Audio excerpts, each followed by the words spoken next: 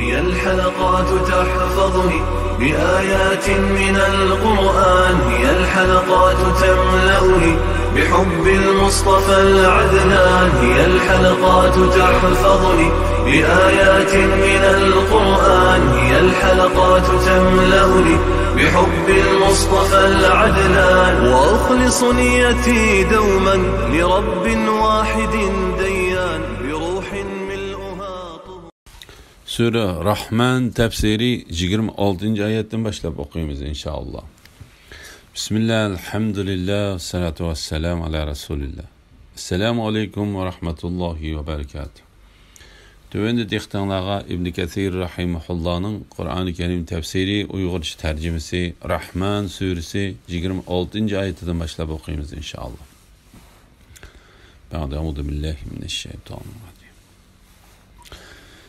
Zeminin üstüdeki hemme yokuludu. Azimetlik ve keremlik Rabbinin zati mengü kalıdı. Ey insanlar, cinler, Rabbinlarning qaysi nimetlerini inkar qilsalar, osmonlardagi ve zimindagi hamma Allohdan madad ve rizq tilaydi. Yani hamma Allohga muhtojdir. Allah her kuni bir holatdadir. Yani Allah her vaqt vujud chiqaradigan ishlar bilan bo'lib, ularni yaratib turdi. Ahvollarini yengilab turdi. Mahluqotlarni paydo qilib turdi. Ey insonlar, jinlar, Rabbinglarning qaysi ne'matlarini inkor qilsalar, Allah Taolaning o'zgarmas holati, uning zotining mangu qilishi ve hammadan behojat ekanligi to'g'risida.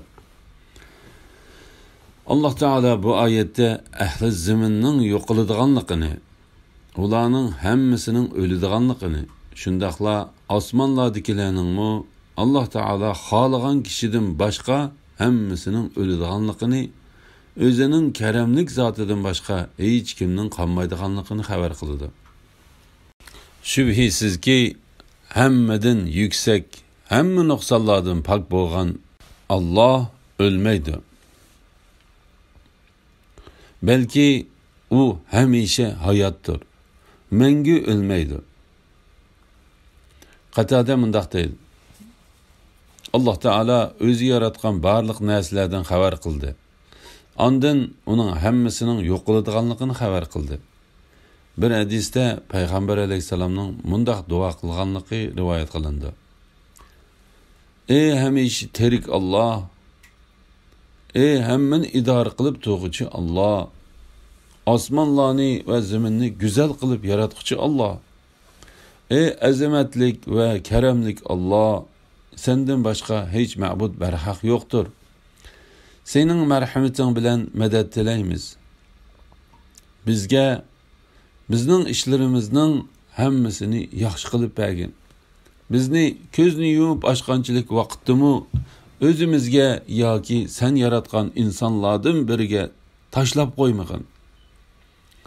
La ilaha illalloh Muhammad Rasululloh. Şabi mundaq deydi. Agar zaminning ustidagi hamma yo'qoladi degan oyatni o'qisang, azamatlik ve karamlik Rabbingning zoti mangu qoladi degan oyatni o'qimag'icha to'xtamag'in. Bu oyatning ma'nosi Allah Taolaning bunu oyatning ma'nosiga o'xshaydi. Allah zotidan boshqa barliq narsa yo'qoladi. Bu oyatda Allah Taala o'zining esil zotini azamatlik ve karamlik deb sifatladi. Allah Taala azizlanishga, osiylik qilinmaslikqa, itoat qilinishga, qarshilik qilinmaslikqa tegishlidir. Allah Taala bu vaqtda mundaq deydi.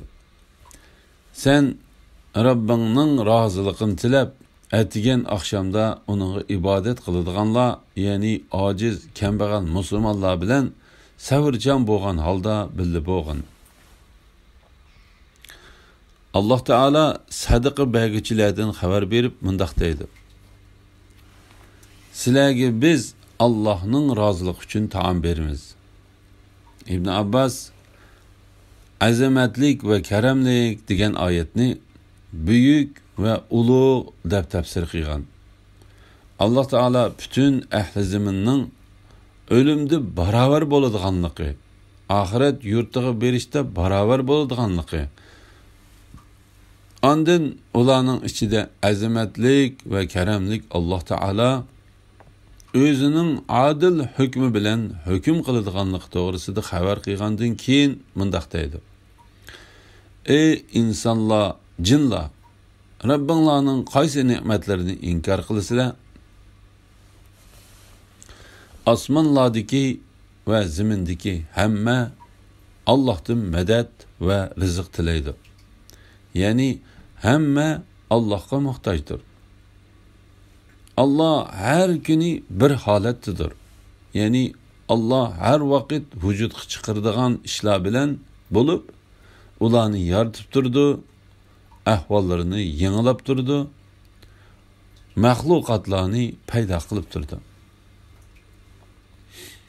Bu ayet Allah Teala'nın özüden başka hamma narsadan behojat ekanligini, barliq mahluqotlarning barliq holatlarda Allah Teala'ga muhtoj ekanligini, ular Allah Teala'dan nihoyat ojizona holatda turib, chiroyli so'zlar bilan o'zlariga ehtiyojliq bo'lgan hamma narsani tilaydiganligini va Allah Teala'nın her kuni bir holati ekanligini xabar qiladi.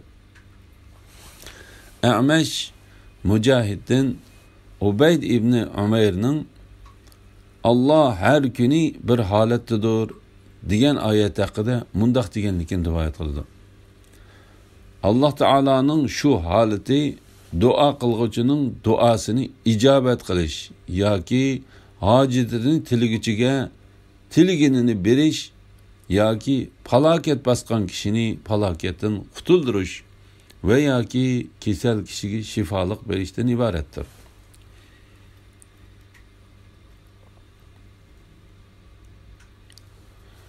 Ey insonlar va jinlar jamiyati, sizlardan, ya'ni sizlarning amallaringlardan hisob olishga yuzlanamiz. Ey insonlar, jinlar, sizlar Rabbinglarning qaysi ne'matlarini inkor qilasizlar?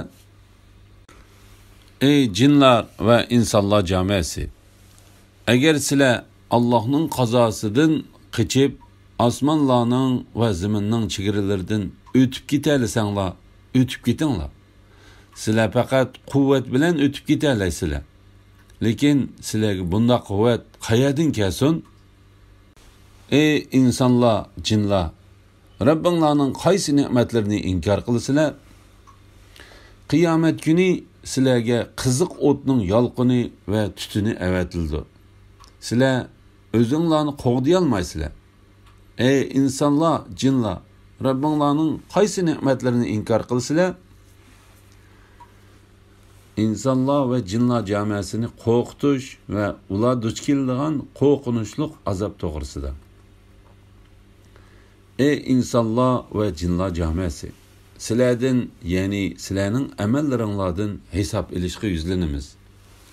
İbn Jurayj bu oyatni oranglarda adil hukm qilamiz deganlik bo'ladi deb tafsir qilgan. Ey insonlar, jinlar, sizlar Rabbinglarning qaysi ne'matlarini inkor qilsizlar? Ey jinlar va insonlar jamiyasi, agar sizlar Allohning qazosidan qochib, osmonlarning va zaminning chegaralaridan o'tib ketalasanglar, o'tib ketinglar. Sizlar faqat quvvat bilan o'tib ketalaysizlar. Lekin sizlarga bunday quvvat qayerdan kelsin? Ya'ni sizlar Alloh taoloning taqdir qilib bekitgan qazosidan qochib qutulishga qodir bo'la olmaysizlar. Alloh taolo bo'lsa, sizlarni hamma atrofdan qurshab turg'uchidir. Sizlar Alloh taoloning hukmidan qutulishga, uning sizlarga qilgan hukmiga yo'liqmay o'tib ketishga qodir emassizlar. Sizlar nega borsanglar, Alloh taolo sizlarni qurshab turdi. Mana bu mahshargoh maydonida yuz berdi. Farishtalar 7 saf bo'lib haloyiqni butun atrofdan qurshab turdi. Hech kim bu qurshovdan bosib o'tib ketishga qodir bo'la olmaydi. Lekin u faqat quvvat bilan o'tib keta oladi. Biroq uningga bu quvvat qayerdan kelsin? İnsan bu kunda qochadigan joy qayerda deydi. Yo'q, Allohning azobidan qochadigan panohgoh yo'qdir. Bu kunda qarorgoh Rabbingning tarafidadir. Dunyoda yomon ishlarni qilg'uchilar bir yomonlikni qilsa, qilgan yomonligiga o'xshash, ya'ni shuningga loyiq jazoga uchraydi. Ular xorliqqa duchor bo'ladi. Ularni Allohning azobidan qutuldiruvchi zoti bo'lmaydi. Ularning yuzlari go'yo qorong'u kechining pojisi bilan o'ralgandek qorayib ketadi. Ular ahli do'zax bo'lib, do'zaxda mangu qolg'uchilardir. Qiyomat kuni sizlarga qiziq o'tning yolqini va tutuni avatiladi. Sizlar o'zinglarni qo'g'diy olmaysizlar. Mujohid bu oyatdagi tutuni degan so'zni asli ma'nosiga asosan u eritilgan seriq qo'g'ishim bo'lib, ularning boshlariga quyiladi deb tafsir qildi. Qatada va Zahhakmu shunday tafsir qildi. Oyatning xulosa ma'nosi: agar sizlar qiyomat kuni qo'rshovdan qochib mangsanglar, farishtalar va roboniylar sizlarning orqanglarga yenishinglar uchun o't yolqinini va eritilgan qo'g'ishinni sizlarga itish orqali sizlarni albatta to'sidi. Sizlar o'zinglarni qo'g'diy olmaysizlar. Ey insonlar, jinlar, Rabbinglarning qaysi ne'matlarini inkor qilsizlar? Qiyomat kuni farishtalarning tushishi uchun osmon yerilgan chaqda osmon do'zaxning qisiqligidan qizil guldek, qizil chamdek bo'lib qoladi. Ey insonlar, jinlar, Rabbinglarning qaysi ne'matlarini inkor qilsizlar? Bu kunda hech bir inson va jin o'zining gunohidan so'ralmaydi. Ya'ni gunohkorlarning alohida alomati bo'lganlikdan mundaq so'rashga hojat bo'lmaydi. Ey insonlar, jinlar, sizlar Rabbinglarning qaysi ne'matlarini inkor qilsizlar? Gunohkorlar o'zlarining yuzlari qora, ko'zlari ko'k bo'lishdan iborat belgilardan tonildi. Ular ko'kullaridan va putlaridan tutilib do'zaxga tashlandi. Ey insonlar, jinlar, sizlar Rabbinglarning qaysi ne'matlarini inkor qilsizlar? Bu gunohkorlar inkor qiladigan jahannamdir. Ular do'zax bilan qaynoq suv orasida berib kelib turdi. Ya'ni gohida o't bilan, gohida qaynoq suv bilan azoblandi. Ey insonlar, jinlar, sizlar Rabbinglarning qaysi ne'matlarini inkor qilsizlar? Qiyomatning qo'rqinishlari va gunohkorlarning ahvollari to'g'risida Alloh taolo mundaq deydi: qiyomat kuni osmon yerilgan chaqda bu oyatlar va buningga o'xshagan, buning bilan ma'nodash oyatlar qiyomat kuni osmonning yerilishini isbotlaydi. Alloh taolo bu vaqtda mundaq degan: osmon yeriladi. Bu kunda osmon qalaymiqonlashib, ojizlashib ketadi. Shu kunda osmon bulut bilan birlikda yeriladi. Farishtalar bandalarning nomi a'molini ilib orqa tushidi. Osmon yerilgan, Rabbingning amrini anglab itoat qilgan, Rabbingning amrini anglashga, itoat qilishga loyiq bo'lgan chaqda. Qiyomat kuni farishtalarning tushishi uchun osmon yerilgan chaqda osmon do'zaxning qiziqligidan qizil guldek, qizil chamdek bo'lib qoladi. Ya'ni osmon xuddi yog', duri va kumush metal eritish qozonida erib ketgandek erib ketadi. Maylangan chemlardek rangarang bo'lib ketadi. Birda qizarsa, birda sarg'ayib qoladi va birda ko'kirib ketsa, yana birda yeshil bo'lib qoladi. Ana shu holatlar qiyomat kunining dahshatlik va qo'rqinchli ekanligidandir. Suddi mundaq deydi. Shu kuni osmon qizil qijirning rangidek va eritilgan yog'ning durdek bo'lib ketadi. Mujahid mundaq deydi. Qizil chamdek, ya'ni qizil chamning rangidek bo'lib ketadi. Bu kunda hech bir inson va jin o'zining gunohidan so'ralmaydi. Ya'ni gunohkorlarning alohida alomati bo'lganlikdan mundaq so'rashga hojat bo'lmaydi. Alloh taolo bu vaqtda mundaq deydi. Bu kunda ular so'z qila olmaydi. Ularning o'zir aytishig'imi izni berilmaydi. Mana bu bir qitimliq ahvolda bo'ladi. Ondan yana bir qitimliq ahvolda bütün insonlar jimi qilmishlaridan so'rildi. Alloh taolo bu vaqtda mundaq deydi. Rabbingning nomi bilan qasamki, ular, ya'ni xaloyiqning hammasining bu dunyoda qilgan ishlarini cho'qim so'raymiz. Shunga qatorda bu kunda hech bir inson va jin o'zining gunohidan so'ralmaydi degan oyat haqida mundaq deydi. Dastlabda ular so'ra qilindi. Ondan Alloh taolo ularning og'izlarini pechatlab etdi. Shuning bilan ularning qo'llari va putlari barliq qilmishlarini so'zlab berdi. La ilaha illalloh Muhammadur Rasululloh.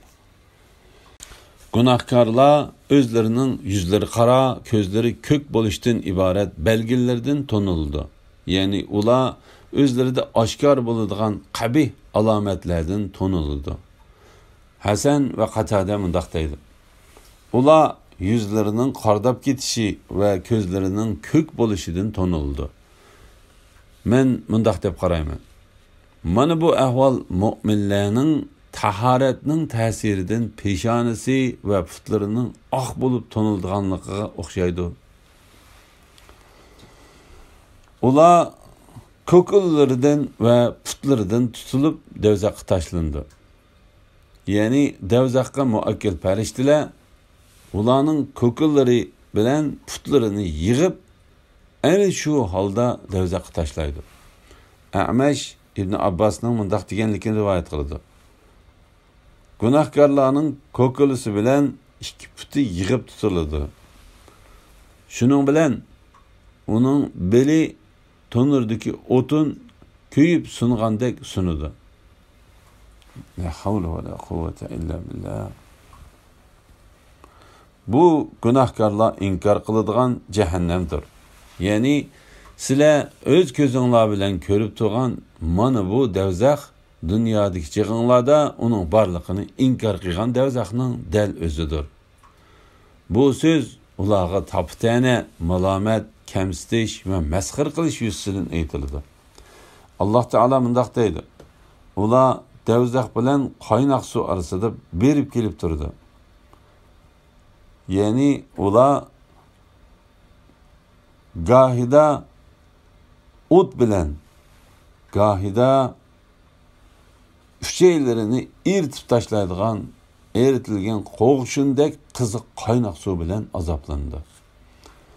Bu oyatning ma'nosi Alloh taolaning tuvendek oyatning ma'nosiga o'xshaydi. U chaqda, ya'ni dovzaxga kirganda ularning bo'yinlarida taqoqlar va zanjirlar bo'ladi. Ular qaynoq suvga so'rab kirildi. Ondan o't ko'ydirildi. Alloh taolaning qaynoq suv degan oyatining ma'nosi bu harorati eng yuqori bo'lgan qaynoq suv bo'lib, uning intayin qiziq ekanligidan inson bardashlik berolmaydi. La havla va la quvvata illa billah. La ilaha illalloh Muhammadur Rasululloh. Ibn Abbos bu oyatning ma'nosi haqida u eng yuqori chek yetgan va qattiq qaynagan suv deydi. Mujahid, Sa'id ibn Jubayr, Zahhak, Hasan, Savri va Suddi qatorliqlar shundaq deydi. Qatada mundaq deydi. O su Allah Taala osmonlar bilan zaminni yaratgandan tortib qaynab turgan sudur. Muhammad ibn Ka'b Qorazi mundaq deydi. Azab perishtisi günahkar bendini ko'kulisidan tutib shu qaynoq suvda taki go'shtlar erib tugab so'ngak ve baştaki iki ko'zi qog'icha midiriltib turdi. Allah Taala bu vaqt mundaq deydi. Ular qaynoq suvga so'rab kirildi. Ondan o't ko'ydirildi. Allah Taala yuqoridagi oyatlarda asi günahkarlarni azoblaydiganligini, taqvodorlarni o'z fazli, marhamati, adolati va insonlarga qilgan mehribonligi bilan nozi ne'matga ega qildiganligini, ularni shirk keltirishdan, gunoh va boshqa yomon ishlardan to'sib, o'zining azoblaridan ogohlantirganligini bayon qilgandan keyin ana shu ishlar bilan o'zining bandalariga yaxshilik qiladiganligini eslatib mundaq deydi. Ey insonlar, jinlar, sizlar Rabbinglarning qaysi ne'matlarini inkor qilasizlar?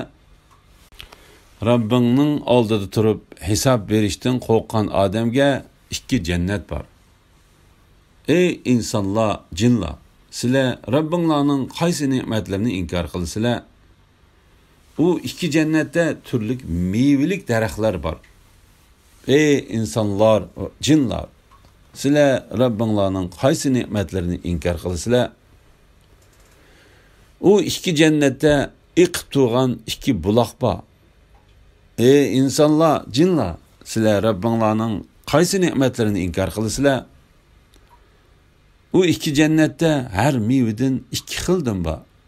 Ey insonlar, jinlar, sizlar Rabbinglarning qaysi ne'matlarini inkor qilasizlar? Taqvodorlarning jannatdagi ahvoli va noz ne'matlar to'g'risida Allah Taala mundaq deydi. Qiyomat kuni Rabbingning oldida turib hisob berishdan qo'rqqan odamga va o'zini nafs xohishiga berilishdan, ya'ni harom qilingan narsalardan cheklangan odamga, ya'ni gunohda chekidan oshmagan, dunyo tirikchiligini oxiratdan ortiq ko'rmagan, oxiratni dunyo tirikchiligidan yaxshidir va mangudir deb bilgan, Allah Taolaning farzlarini ado qilgan, cheklagan ishlardan yongan odamga qiyomat kuni Rabbining dargohida ikki jannat bor. Bu vaqtda Imom Buxoriy Abdullah ibn Qaysdan Payg'ambar alayhisolamning mundaq deganligini rivoyat qiladi. Qochilari va boshqa narsalari kumushdan bo'lgan ikki jannat bor. Qochilari va boshqa narsalari oltindan bo'lgan ikki jannat bor. Adni nomli jannatdagi kishilarning g'olib va buyuk Rabbini ko'rishini faqat Allah Taolaning yuzidagi ulug'liq ridosila to'sib turdi. Bu hadisni Imom Muslim, Tirmiziy, Nasa'iy va Ibn Majah qatorliqlar rivoyat qilgan. Bu oyat insonlarni va jinlarni o'z ichiga oladi. Bu oyat jinlarning agar ular iymon etsa va taqvodorlik qilsa, jannatga kiradiganligining paketidir. Shunga Allah Taala bu ne'matni insonlar va jinlarga eslatib mundaq deydi. Rabbingning oldida turib hisob berishdan qo'rqqan odamga ikki jannat bor. Ey insonlar, jinlar, sizlar Rabbinglarning qaysi ne'matlarini inkor qilasizlar? Ondan Allah Taala bu ikki jannatni sifatlab mundaq deydi. U ikki jannatda turli meyvelik daraxtlar bor. Ya'ni mey bog'lab pishgan meyvelari bor. Chiroyli shoxliq daraxtlar bor. Ey insonlar, jinlar, sizlar Rabbinglarning qaysi ne'matlarini inkor qilasizlar? Ata Xurosoniy va boshqalarmi bu oyat haqida shoxlari bir-biriga tegib turadigan buk baraqsan meyvelik daraxtlar bor dedi. U ikki jannatda iqib turgan ikki buloq bor. Ya'ni u ikki buloq ana shu meyvelik daraxtlarni sug'urdi. Shuning bilan u daraxtlar türlük rəngdəki meyvələrini berdi. Ey insanlar, cinlar, sizlər Rabbinlarning qaysi ne'matlarini inkar qilsizlar? Hasan Basri mundaq deydi. O iki buloqning biri tasnim, yani biri salsabil deb atiladi. Atiya mundaq deydi. O iki buloqning biridan rangi o'zgarmaydigan suv chiqadi. Yana biridan ichkichilarga lazzat bag'ishlaydigan may chiqadi. La ilaha illalloh Muhammadur Rasululloh. Şuna Allah Teala yuqoridagi oyatdan keyin mundaq deydi. O iki cennette her meyveden iki xildan var. Yani onun da ular biladigan meyvelerinin hamma türüden iki xildan var. Ular biladigan narsalardan yaxshi narsalar var. Ve yine göz görüp bakmagan, kulak anlap bakmagan ve insanın diliga keçip bakmagan esil narsalar mı var? Ey insanlar, cinlar, sizlar Rabbinglarning qaysi ne'matlarini inkar qilasizlar? İbrahim ibn Hakam Ekrimadan İbn Abbasning mundaq deganligini rivoyat qiladi. Dunyodagi har qanday tatliq va ochiq meva jannatda bor. Hatto lavzu mevalarmi bor. İbn Abbas mundaq deydi. Dünyada ahiretdeki narsalarning faqat ismlari bor. Dünyadaki narsalar bilan ahiretdeki narsalarning orasida farq intayin cho'ngdir. Elhamdülillah. Yuqorida Sura Rahman tafsiridan 53. oyatgacha angladinglar. Oxirini keyin qitimliq o'qishimiz davomlashtiramiz inshaalloh. Va sallallohu ala Muhammad va ala alihi va sahbihi va sallam. Assalomu alaykum va rahmatullohi va barakatuh.